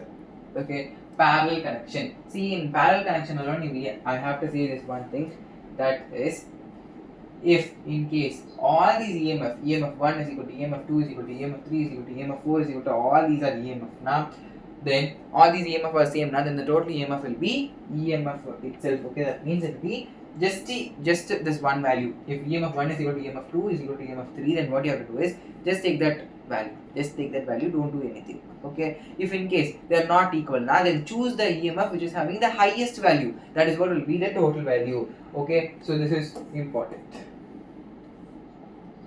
Okay, next is total resistance. Here will be R by N. Here then cases. Okay, before dealing with cases, we are going to deal with the general formula. What is the general formula? We know that I is equal to epsilon by R plus, okay, R. This formula we know.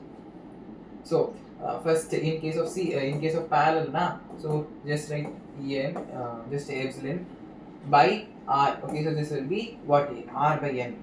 This will be R by N plus R.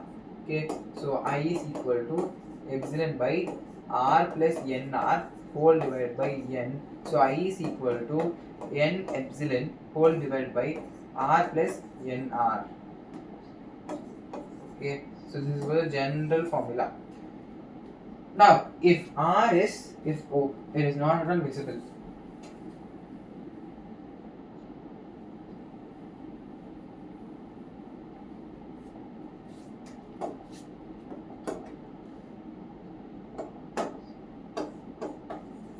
In parallel connection, what you have to do is I is equal to, we know that I is equal to epsilon whole divided by, okay, R plus R. Okay, so just now we have seen that R is equal to R by N. So here you can write it as I is equal to epsilon whole divided by R plus R by N. Okay, simplify this. So I will be equal to this, it will be epsilon by NR plus R whole divided by N. So I will be, at last you will be getting the formula, that is I is equal to epsilon whole divided by NR plus R. Okay, in this cases, if you are talking now, you can get two different cases. That is, NR is very no, already in this color now. NR is very be greater than R. Okay, where R is very greater than NR. Okay, in both the cases this side only you have to eliminate. Okay, do not eliminate this side, that is wrong. Okay, eliminate this side only always.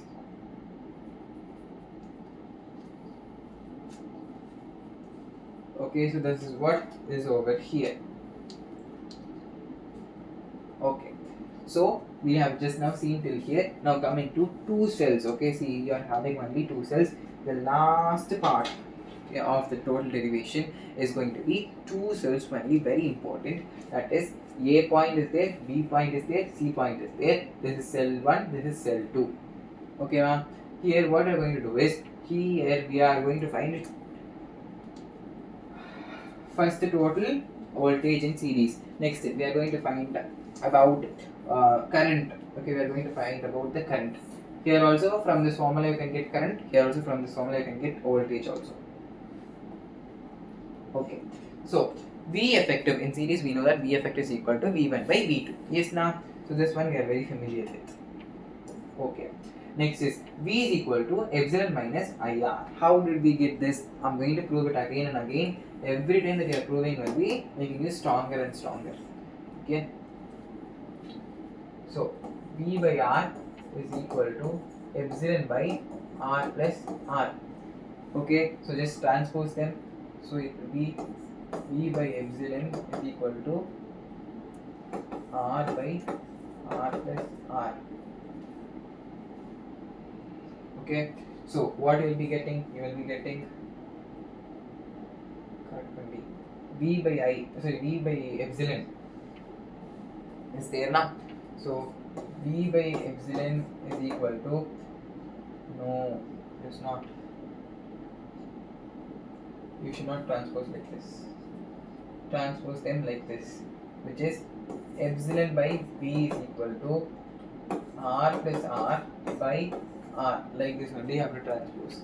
Okay, so epsilon by V is equal to 1 plus R by R. Transpose this. Epsilon by V minus 1 is equal to R by R, which is epsilon minus V by V is equal to R by R. Just multiplying them. Okay, so at last multiplying them will be giving you the formula as R is equal to, okay, R is equal to epsilon minus V by V into R. This formula I have got right. This is one formula. Next, there is also another formula where you are dealing with this one. So in place of V by R is equal to epsilon by epsilon by R plus R.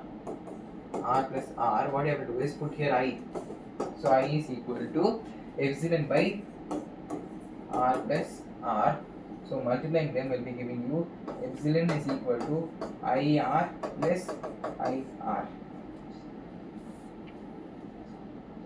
Okay, so here it is equal to V. So epsilon is equal to V plus IR. V plus IR.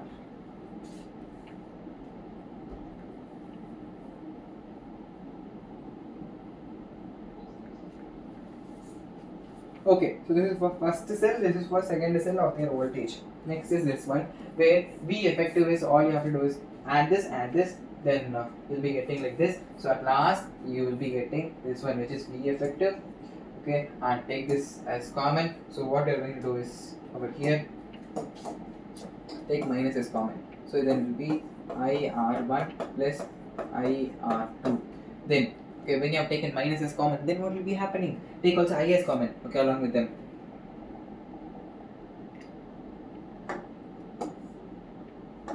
Okay, I when you are taking it as common, R1 plus R2, so which is equal to minus IR effective.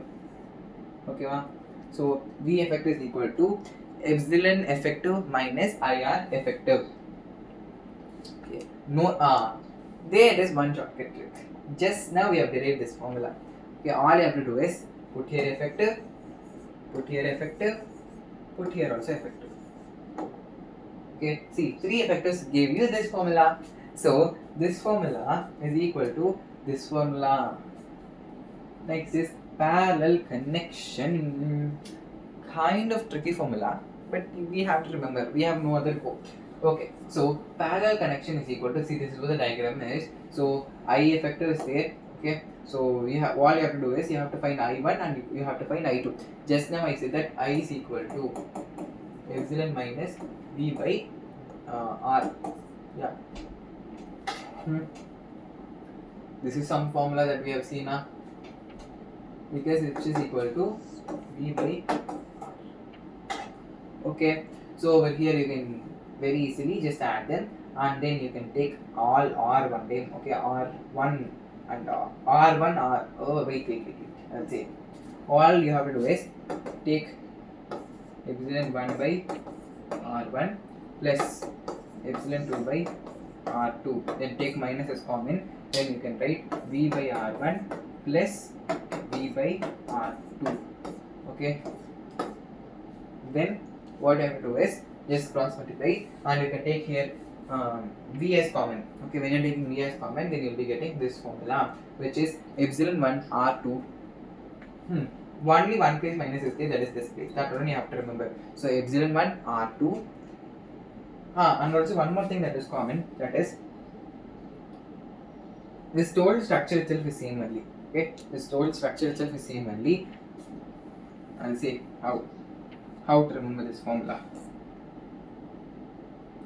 R2 plus R1 right here also. R2 plus R1 right here. R2 into R1 here also, right? R2 into R1. Till now everything is same only. Only one minus is there, which is equal to I. Okay. So here all you have to do is epsilon 1. Exact opposite to 2 is 1 here. Okay, here epsilon 2. Okay, here what you have to do is write V. Okay, VV 1 2 VV, like that you can remember. Okay, so what are the total formula? V is equal to IR, so I is equal to epsilon by R plus R, so I is equal to epsilon minus V by R. This is also one formula. This is also one formula. This is also one formula. This is the formula that lately we have discussed. Okay, then I is equal to N epsilon by R plus NR. I is equal to epsilon by R, N epsilon by NR plus R. Okay, so all these are those formulas that we have seen. Okay, now what we are going to do is we are going to see Kirchhoff law.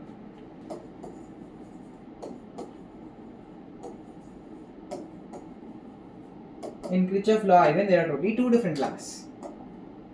Okay, so first law of Kirchhoff law.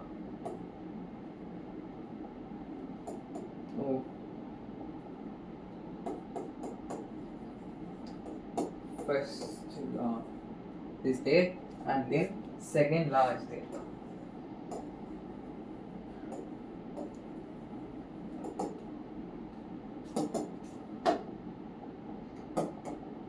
What is first law? First law is also known as junction law.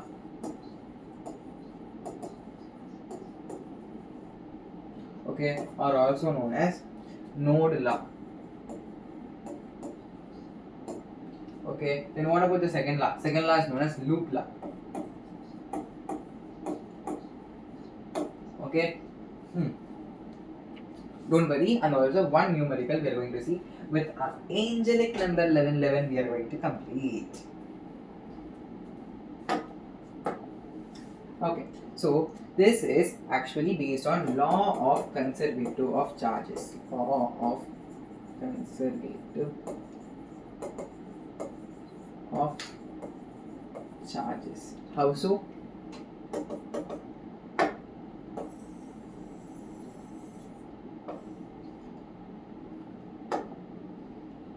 Very simple. See, this states that the amount of current entering is equal to amount of current leaving at a junction.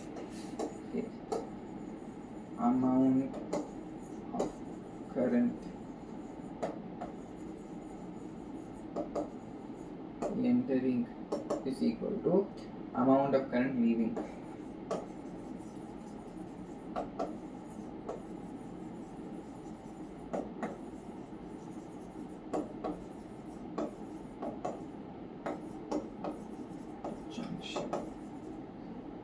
Okay. Then I said right. This is one point. Okay, this we will see in the next slide. Oh, then with our angelic number we cannot complete. No, that is not something going to happen.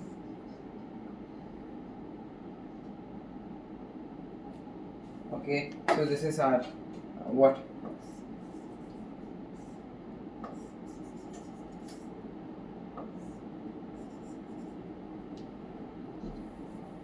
Wait. This is what the junction is. Junction is what? Meeting of 2 to 3 lines at a particular point.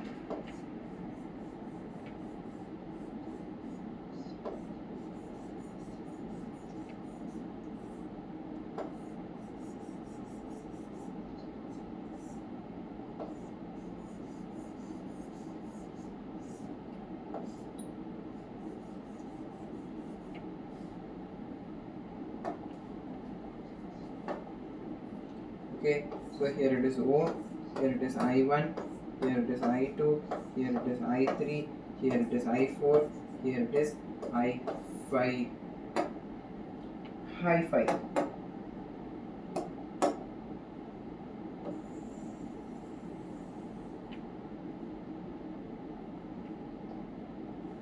Okay, so all these are there.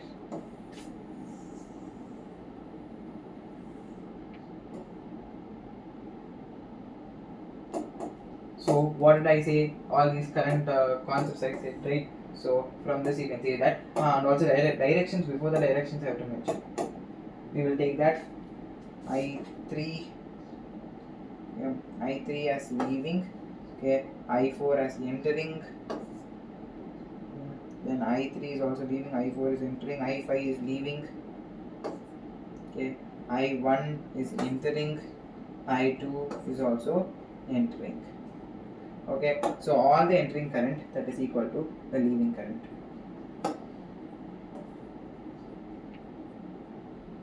Okay, so I1 plus I2, okay, plus I4 is equal to I3 plus I5. Okay, and one thing that I have to say is,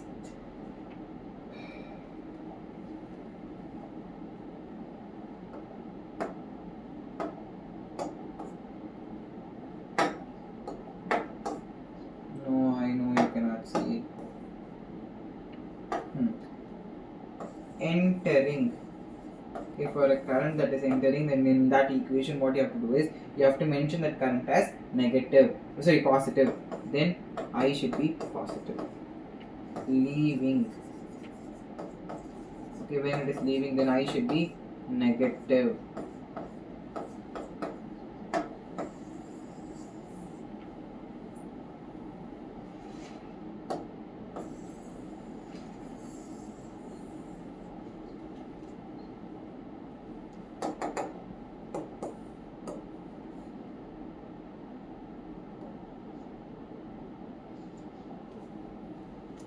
Okay, so what you have to do is, in order to say that this is actually based on law of conservative of charges, Q is equal to ITM.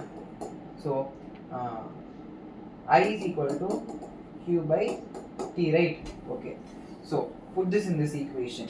You put this in this equation, that is going to be Q1 by T plus Q2 by T plus Q4 by T is equal to Q3 by T plus Q5 by T. Okay, so all T's cancel. So at last what you'll be getting? You'll be getting Q1 plus Q2 plus Q4 is equal to Q3 plus Q5. Okay, as this. See, which is all the charges are equal. So this is what actually law of conservative of charges.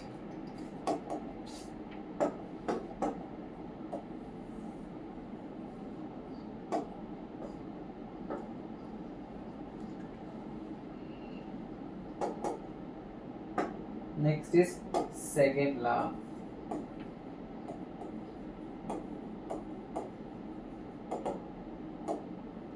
going to be loopla.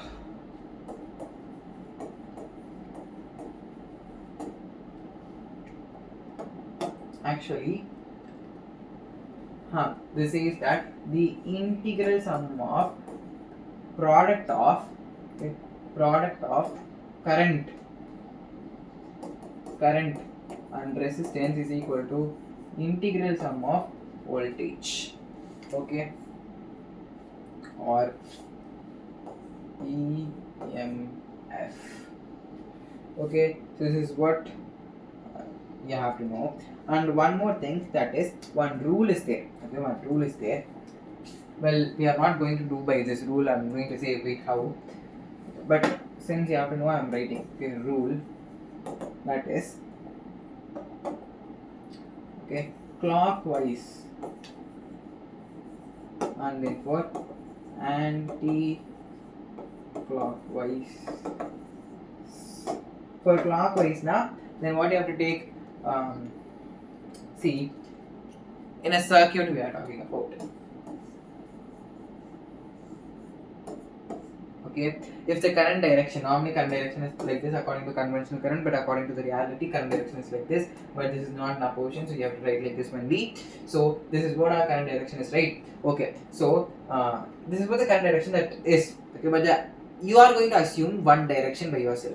If in case this is what the direction that you are assuming, if these two are in same direction, now what is this? Clockwise. Okay, so the direction of current is also clockwise. Both are same only. So you have to put here negative. Sorry, for clockwise it is going to be positive, and for anti-clockwise it is going to be negative. Okay, the direction that you are going to assume is what it is. I know nothing makes sense. Don't worry. Now we are going to do one sum, and as I said that we are not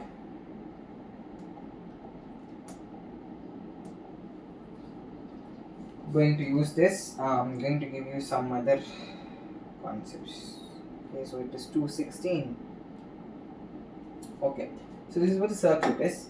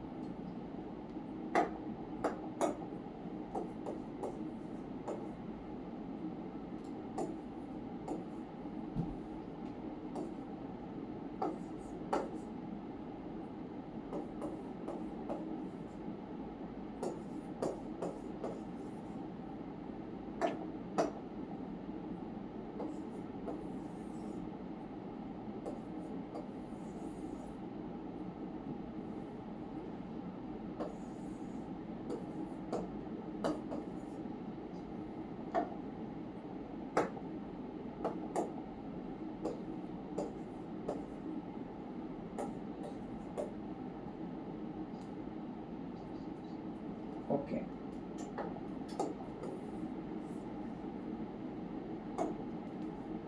See, from here current will be coming, right? You are going to assume only one direction of current, okay? What you are going to do is, this is what the circuit is. In this, what you are going to do, you are going to assume current. Okay,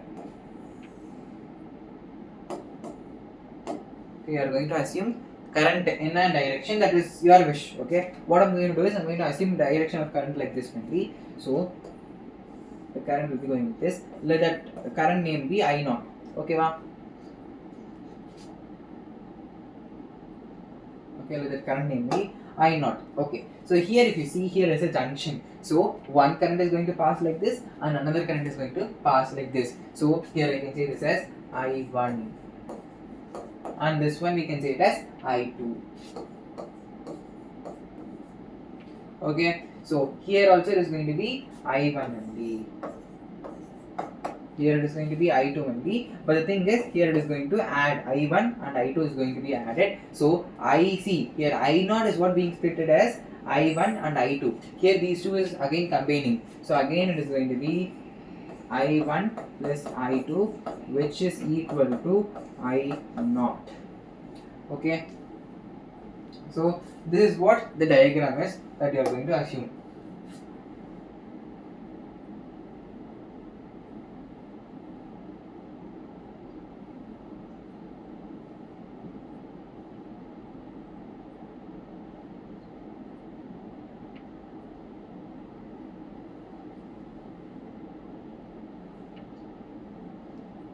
Okay. So now we are going to actually find some values. These values. Before that, we are going to use these laws. Okay, these laws. I'm going to say how we are going to use all these laws. Don't worry. It is going to be very easy. Okay, ma'am.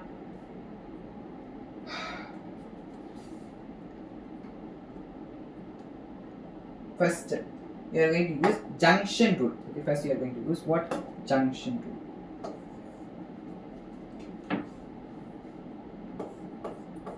Junction rule. Then we are going to use loop rule. What is this junction rule? I said right, entering current is equal to going current. This is what this particular junction is, and this current is what entering, and these two current are leaving. Yeah. Okay. So that means I0 is equal to I1 plus I2. Okay. Then there is also junction 2, which is I1. Okay, which is I1. This is one entering, and this is also another entering, which is I2 plus I2 is equal to leaving current, which is this one, which is equal to I0. Okay, see this equation and this equation, both of these equations are same equation, right? So I need not write the equation twice. So I'm going to erase this. Next is loop rule. Okay, so according to this loop rule, it says that you are going to consider this as one loop and this as another loop. Okay. So first loop itself is this one only. Over here, first it goes like this. Correct only. Okay, over here it goes like this. It is a straight wire. Okay, like this. Then it goes. Okay, the current then it goes like this, which is I2 current, which is going over here. What did I say? The integral sum of current and resistance. When I said right. So here, what is current? I2. Okay, I2 into resistance, which is 100 ohms. Okay, but the thing is, here there will be a drop in resistance from here to here. If you just check it out, okay, there will be drop in voltage. Sorry, there will be drop in voltage. Yes, now there will be drop in voltage. So there should be negative sign that should be put over here. Okay, next, you are coming here, you are coming here, then you are going like this. See, this is the negative side of the battery, and this is what the positive side of the battery is. Okay, so from negative to positive you are traveling. So plus you are going to put plus 1.5 V is equal to 0. Okay, this is for here, for this loop. Next, for this loop, okay, like this you are going, then it comes to here. Okay, which is the positive side, then this is what the negative side is. Okay, so this is going to be negative. Okay, because from positive to negative it is coming. So that means you have to put here negative sign only. Negative I1. Okay, sorry, negative 9. Okay, negative 9 volts plus. See, here it is going where I1 current is going like this, and here 200 ohms is there. Here also, when you are comparing this point and this point, there will be a potential difference. So here what you have to do is you have to put minus 200 into I1. Okay, so again it goes like this, then it will be going like this. Okay, ma'am. So it goes like this, then here. Okay, so no. Yeah. Okay, so it goes like this, then over here. The thing is, when you're coming like this many, there will be a potential difference. That is why you have to put here negative sign. Okay, but when you're going like this, there won't be any potential difference in decrease. It will be increasing. So plus, okay, plus 100 into I2 is equal to 0. Okay, so with this one equation, first we are going to solve the sum. What is this equation? Okay, minus I2 into 100, okay, plus 1.5 is equal to 0. Here this B is SI unit that you need not to write. Okay, put this over there. So minus 1.5 minus I2 into 100. So 100 can be put in the denominator. So minus I2 whole divided by 100. So minus can be cancelled out. So when you are cancelling them, and also this, okay, only 100 should be there. So I2 is equal to 0.015. Okay, so this is I2.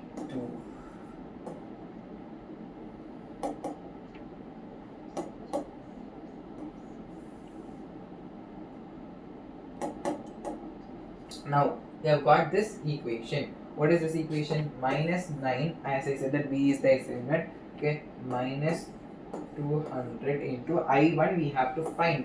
So I1 plus 100 into I2, which is 0.015, is equal to 0.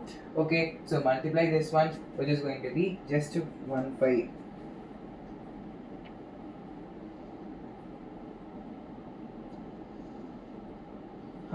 Okay, so when you simplify this, you will be getting it as minus 200 is equal to plus 7.5. So minus 200 old, yeah, not old, minus 200 I1. Okay, I1 is equal to, you will be getting like this, because see what it will be 15. So 15, not 15, 1.5 it will be. So 1.5 minus 9 will be 7.5 minus 7.5. When you are transposing into that side, it will be plus 7.5. So here it will be I1 will be minus 0.0035. Yeah. 0375. Yeah. So 0.0375 ampere. Yeah, these are basic calculations, but when I have the answer, why do I have to calculate? Okay, so I3 is there. Okay, so I2 is there. Very good, very good, very good. I've got all of them. Now what we have to do is we have to calculate the voltage across this 100. Okay, what is this? Across this 100 resistance and across this 200 resistance also. So V is equal to what? IR. So what we are going to calculate?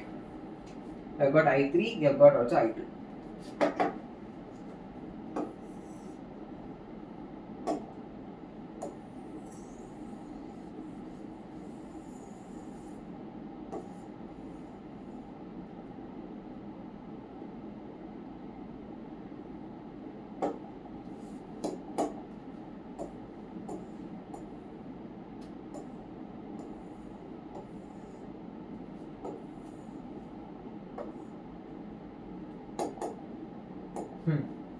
Okay, so I2 you got, I3 you got. Now we have to calculate the voltage across this one and also this one. So let me keep this as V1 and let me keep it as V2. Okay, so V1 is equal to I1 into R1. Okay, so what is V1? We have to calculate. So V1 is equal to I1. What is I1? You have got just now. Where is this I1? Yeah, I1 is equal to, this negative sign indicates what? Yeah, that is one of the most important thing that I have to say, that this negative sign indicates that the direction that we have taken, the current direction is like this, right? It is wrong, it has to be like this. Okay, this direction has to be like this. Okay, so into what is I1? I1 is going to be minus 0.0375 into what is R1? R1 is this one, which is going to be 100. Okay, then you will be getting V1 is equal to minus 3.75. Correct?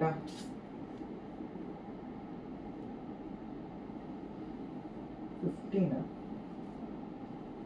G800. Yeah, ampere. Hmm.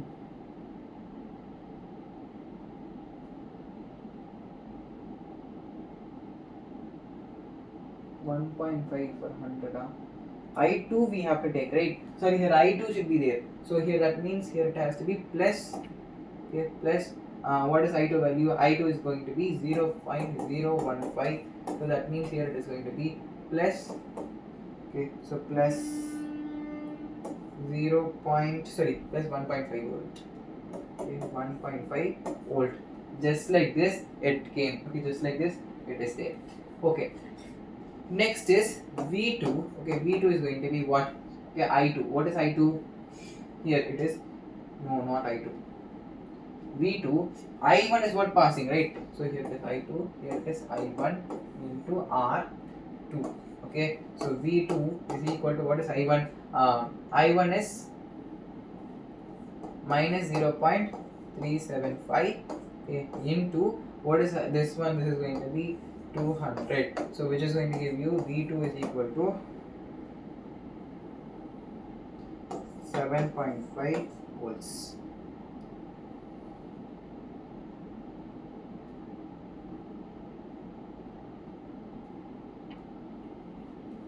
Okay, so then after this, actually the thing is you should not take this negative sign. You have to take it as positive only.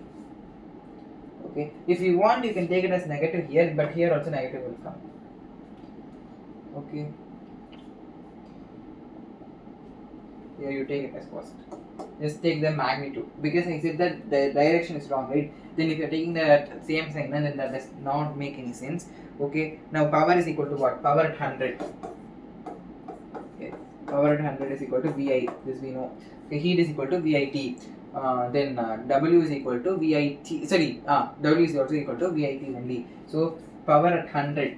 Okay, so this is for 100. So here what is voltage? Voltage is at 1. Okay, so voltage 1 is equal to 1.5 into what is current over here, which is I2. So what is I2 value? Which is going to be 0.15. Okay, 0.15 only. So the answer is going to be is equal to 0.0225.